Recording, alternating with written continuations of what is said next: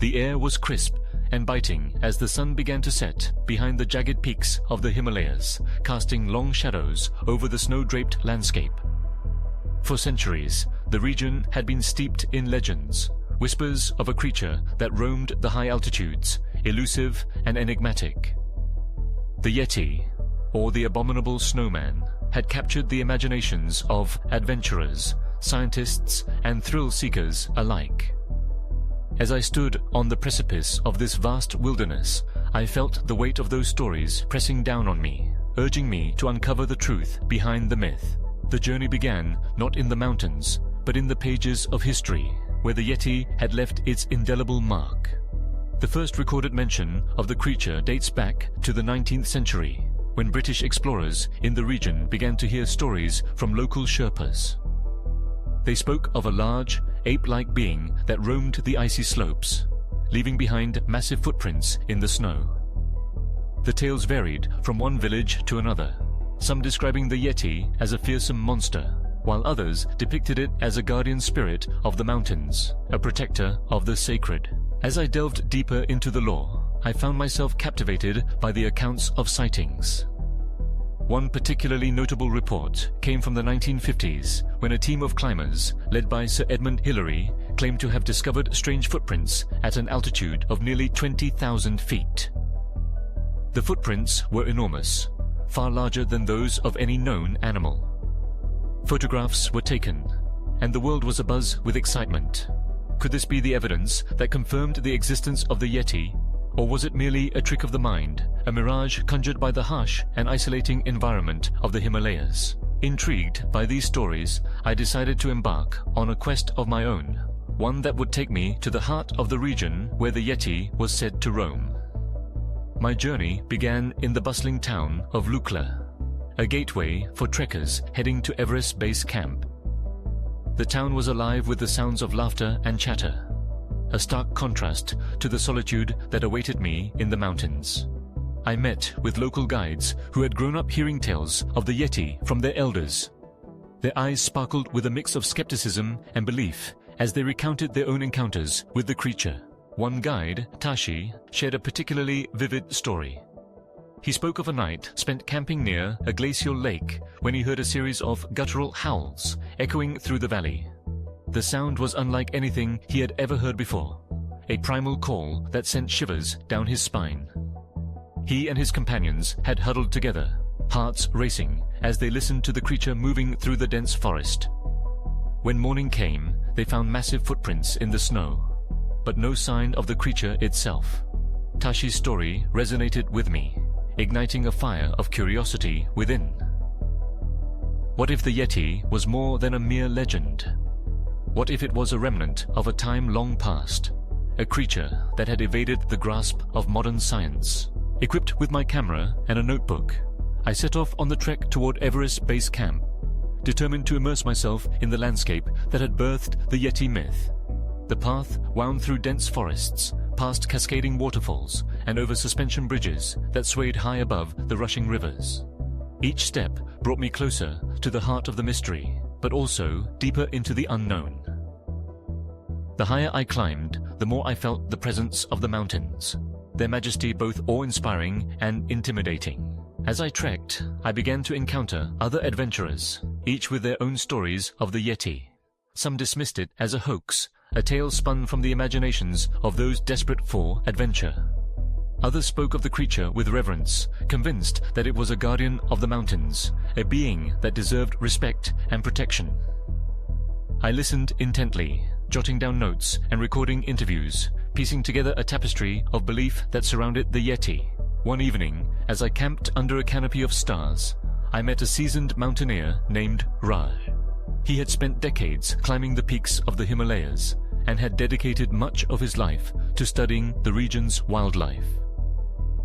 Raj was a pragmatic man, grounded in science, yet he confessed that he had experienced something inexplicable during one of his expeditions.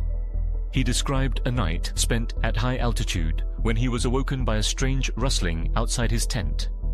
When he emerged, he saw a large, shadowy figure moving swiftly away from the camp, disappearing into the darkness.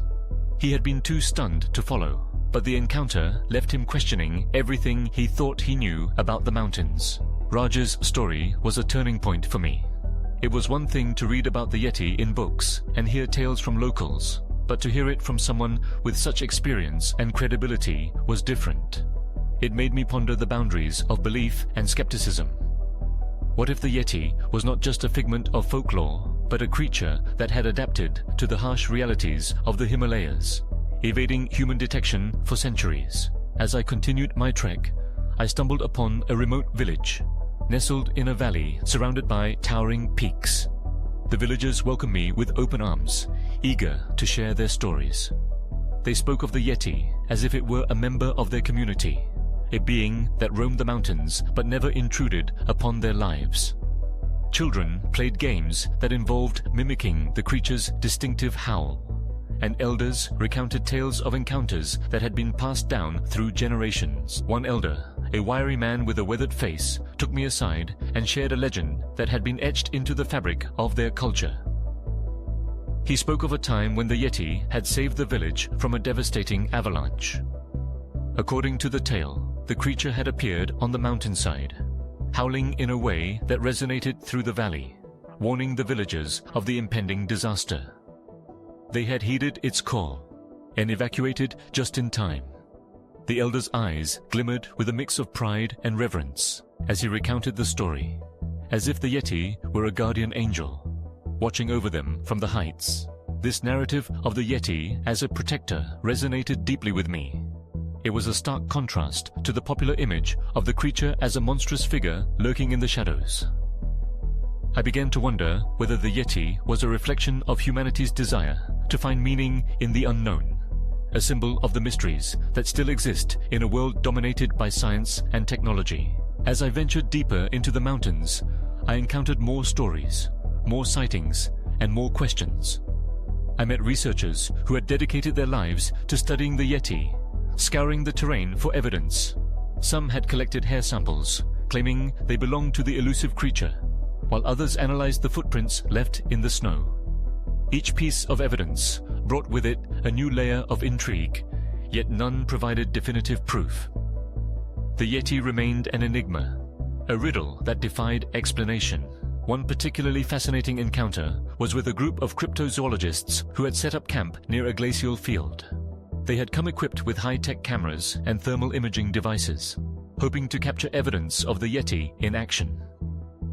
Their enthusiasm was infectious, and I joined them for a night of observation. We huddled together, eyes glued to the monitors, scanning the darkness for any sign of movement. Hours passed, and the cold seeped into our bones, but we remained vigilant, fueled by the possibility of witnessing something extraordinary. Just as we were beginning to lose hope, a sudden movement caught my eye. I pointed to the screen, and the group fell silent, eyes wide with anticipation. On the monitor, a large figure moved gracefully through the snow, its form obscured by the shadows of the trees. My heart raced as I fumbled for my camera, desperate to capture the moment. The figure paused, its silhouette stark against the white backdrop, and for a brief instant I felt the weight of centuries of legend resting on that single moment. Was this the Yeti, or merely a trick of the light, a deer wandering through the night? As dawn broke, we reviewed the footage, our excitement tempered by a growing sense of uncertainty. The figure had been too far away, too indistinct to provide conclusive evidence. Yet, the experience had deepened my understanding of the Yeti myth. It was not merely a creature to be hunted or captured. It was a symbol of the human spirit, a reminder of our insatiable curiosity and our quest to uncover the unknown. My journey continued, each step bringing me closer to the heart of the mystery, yet also revealing the complexities of belief. I spoke with skeptics who argued that the Yeti was nothing more than a combination of misidentified animals and the power of suggestion. They pointed to the bear-like footprints and the occasional sightings of other wildlife, suggesting that the legend had been perpetuated by those eager for adventure and fame. While their arguments were compelling, I couldn't shake the feeling that there was something deeper at play, a connection between the people and the mountains that transcended mere physical evidence. As I neared the base camp of Everest, the landscape transformed into a breathtaking expanse of ice and rock. The towering peaks loomed overhead, their majesty both humbling and intimidating. It was here, amidst the grandeur of nature, that I felt the presence of the Yeti most strongly. The mountains held secrets, and the Yeti was but one of many mysteries waiting to be uncovered. The final leg of my journey brought me to a remote monastery perched on a cliffside. The monks who resided there had lived in harmony with the mountains for decades, and they too held beliefs about the Yeti. They spoke of the creature as a spiritual being, a guardian of the land that demanded respect and reverence. Their connection to the Yeti was not one of fear, but of coexistence, a reminder that the mountains were alive with stories and spirits. As I sat in the monastery, surrounded by the serene beauty of the Himalayas, I reflected on my journey. The Yeti was not merely a creature to be hunted. It was a representation of humanity's relationship with the unknown. It embodied our fears, our hopes, and our desire to explore the world around us. The legends and sightings were not just tales. They were part of a larger narrative that connected the people, the mountains, and the mysteries that lay within. In the end, I returned from the Himalayas with more questions than answers. The Yeti remained an enigma, a creature that danced on the edges of belief and skepticism. Yet I had come to understand that the true mystery was not solely about the existence of the Yeti, but about the stories we tell and the connections we forge with the world around us. The mountains whispered their secrets, and the Yeti, whether real or imagined, would continue to roam the imagination of those who dared to dream. As I descended from the heights, I carried with me the stories of the villagers, the legends of the monks, and the encounters of fellow adventurers. The Yeti was no longer just a creature of myth. It was a symbol of the enduring human spirit, a reminder that some mysteries are meant to be cherished rather than solved. In the heart of the Himalayas, amidst the snow and silence, I had uncovered a truth far greater than the existence of a single creature. I had discovered the power of belief, the beauty of nature, and the unending quest for understanding that defines us all.